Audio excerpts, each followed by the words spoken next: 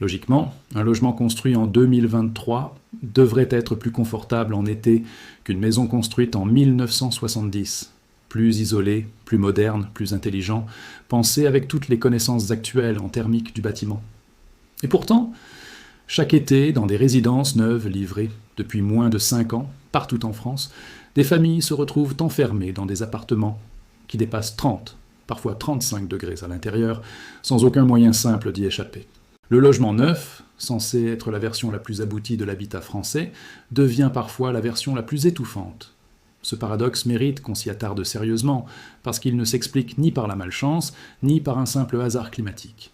Il s'explique par une série de choix de conception, de contraintes réglementaires et de priorités économiques qui, mis bout à bout, produisent comme des logements neufs mal préparés à affronter les étés français tels qu'ils sont devenus, et non tels qu'ils étaient au moment où les règles de construction ont été pensées.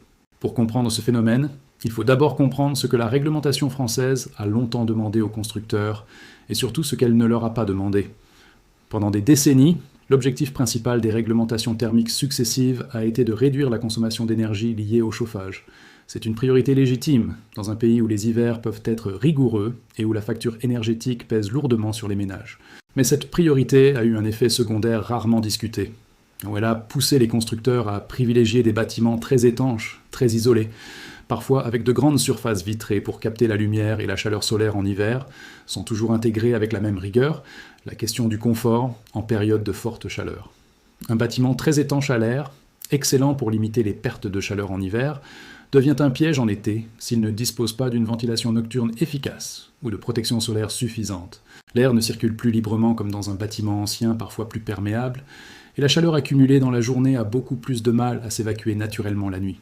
Les grandes baies vitrées, très présentes dans l'architecture contemporaine française, illustrent parfaitement cette contradiction. Elles sont valorisées pour la luminosité qu'elles apportent, pour l'esthétique moderne qu'elles offrent et pour les apports solaires gratuits qu'elles permettent en hiver, réduisant les besoins de chauffage. Mais ces mêmes baies vitrées, en l'absence de protections solaires extérieures dignes de ce nom, deviennent des surfaces qui laissent entrer une quantité considérable de rayonnement solaire en plein été, transformant le salon en véritable serre dès que le soleil tape directement dessus, en particulier sur les façades orientées sud, ouest, ou dans les logements les plus hauts d'un immeuble, davantage exposés au rayonnement.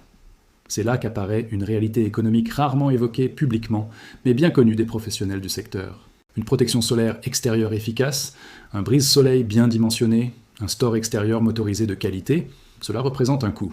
Et dans un marché immobilier où chaque euro de coût de construction est scruté, où les promoteurs doivent respecter des budgets serrés pour rester compétitifs, ces éléments de confort d'été sont souvent parmi les premiers postes rognés ou relégués en option payante que l'acheteur doit financer lui-même après la livraison, plutôt qu'intégrés d'office dans la conception du bâtiment. Le résultat, c'est que de nombreux logements neufs sont livrés avec des baies vitrées performantes sur le plan de l'isolation, mais sans protection solaire extérieure suffisante pour gérer les apports de chaleur en été. Le vitrage lui-même, aussi performant soit-il technologiquement, ne remplace jamais une protection solaire extérieure placée devant la vitre, capable d'arrêter le rayonnement avant qu'il n'atteigne le verre. Un autre facteur, moins visible mais tout aussi déterminant, concerne la densité urbaine et la conception même des programmes immobiliers récents. Pour maximiser le nombre de logements sur une parcelle donnée, de nombreux projets adoptent des configurations où la ventilation naturelle traversante, celle qui permettrait de créer un courant d'air entre deux façades opposées pour évacuer la chaleur accumulée la nuit, devient tout simplement impossible. De nombreux appartements neufs, notamment les plus petits, ne possèdent qu'une seule façade exposée, avec des fenêtres orientées dans une seule direction. Sans possibilité de ventilation traversante, la chaleur qui s'accumule en journée reste littéralement prisonnière du logement, sans réelle solution naturelle pour l'évacuer efficacement pendant la nuit. Ce problème est encore amplifié par la densité même du tissu urbain dans lequel s'insèrent ces nouveaux programmes. Les îlots de chaleur urbains, ce phénomène par lequel les zones densément bâties et minéralisées accumulent et restituent davantage de chaleur que les zones végétalisées environnantes, touchent particulièrement les logements neufs construits en zone urbaine dense, où le bitume, le béton et la faible présence de végétation aggravent la température ambiante, y compris la nuit, réduisant d'autant la capacité naturelle du logement à se rafraîchir. Il faut aussi évoquer honnêtement un facteur culturel et commercial. La climatisation, longtemps perçue en France comme un équipement réservé au climat méditerranéen ou au bureau, s'est progressivement installée dans l'imaginaire de certains promoteurs comme la solution de secours par défaut face aux problèmes de surchauffe, plutôt que comme un signe d'échec de la conception bioclimatique du bâtiment. Cette logique a un effet pervers. Pourquoi investir davantage dans une conception passive intelligente, avec des protections solaires efficaces et une ventilation naturelle bien pensée, si le marché considère que l'acheteur pourra toujours installer une climatisation individuelle après coup pour compenser les lacunes de conception? Cette approche pose plusieurs problèmes en cascade. D'abord, un problème de coût pour l'acheteur, qui se retrouve à devoir financer lui-même, après la livraison, un équipement qui aurait pu être largement évité ou limité par une conception plus intelligente en amont. Ensuite, un problème énergétique collectif, puisque la multiplication des climatiseurs individuels dans les logements neufs augmente la consommation électrique pendant les pics de canicule, exactement au moment où le réseau électrique est déjà sous tension, et contribue à aggraver les îlots de chaleur urbains en rejetant de la chaleur à l'extérieur des bâtiments. Enfin, un problème de confort réel, puisque tous les logements ne disposent pas de la possibilité technique ou financière d'installer une climatisation, notamment dans certaines copropriétés récentes, où l'installation d'unités extérieures reste soumise à des règles esthétiques strictes. Il existe pourtant des signes encourageants qu'il serait malhonnête d'ignorer. Certaines évolutions réglementaires récentes commencent à intégrer, enfin, des exigences liées au confort d'été dans la construction neuve, en imposant des critères sur la capacité des bâtiments à limiter les surchauffes sans recourir systématiquement à la climatisation. Ces évolutions représentent un progrès réel par rapport à la situation antérieure, où le confort d'été était presque totalement absent des obligations réglementaires. Mais ces nouvelles exigences restent relativement récentes, s'appliquent principalement aux constructions les plus récentes, et n'ont pas encore eu le temps de transformer en profondeur les pratiques de l'ensemble du secteur de la promotion immobilière. Certains architectes et bureaux d'études, en particulier ceux formés à l'approche bioclimatique, intègrent déjà volontairement ces principes dans leurs projets, bien au-delà des obligations minimales.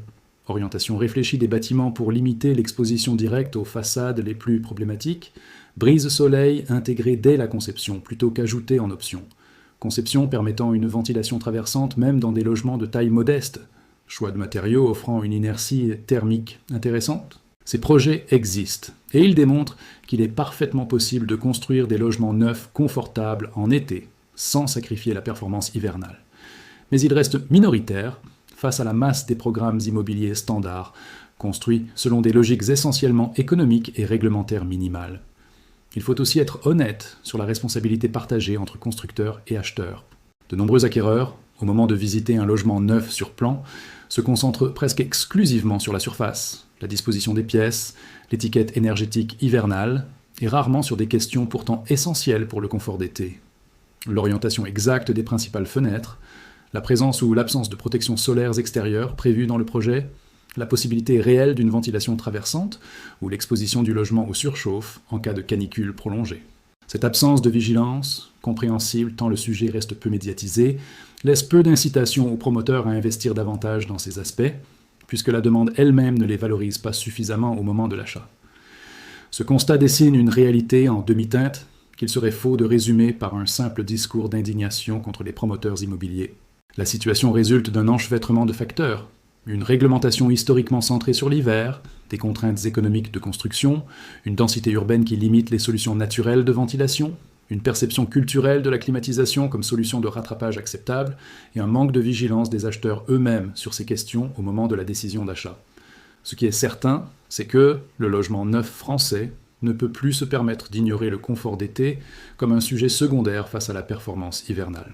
Les canicules ne sont plus des événements exceptionnels et isolés. Elles deviennent une composante récurrente du climat français, touchant des régions qui n'y étaient historiquement pas préparées. Un logement neuf qui ignore cette réalité n'est pas un logement moderne au sens plein du terme, c'est un logement à moitié pensé, performant sur un axe, défaillant sur l'autre, alors même que les deux enjeux, confort hivernal et confort estival, devraient être traités avec la même exigence dès la conception. Pour ceux qui envisagent d'acheter un logement neuf dans les années à venir, la leçon la plus utile de ce constat est simple à formuler, même si elle demande un peu plus de vigilance au moment de la visite ou de l'achat sur plan. Il ne suffit plus de vérifier l'étiquette énergétique et la disposition des pièces. Il faut aussi poser les bonnes questions sur l'orientation réelle du logement, sur l'existence de protections solaires extérieures prévues au projet, et sur la possibilité concrète de faire circuler l'air d'une pièce à l'autre lors des nuits les plus chaudes de l'été. Ce sont ces détails, largement absent des brochures commerciales, qui feront toute la différence entre un logement neuf, réellement vivable en été, et un logement neuf qui, malgré son étiquette flatteuse, deviendra chaque année un peu plus difficile à habiter pendant les mois les plus chauds.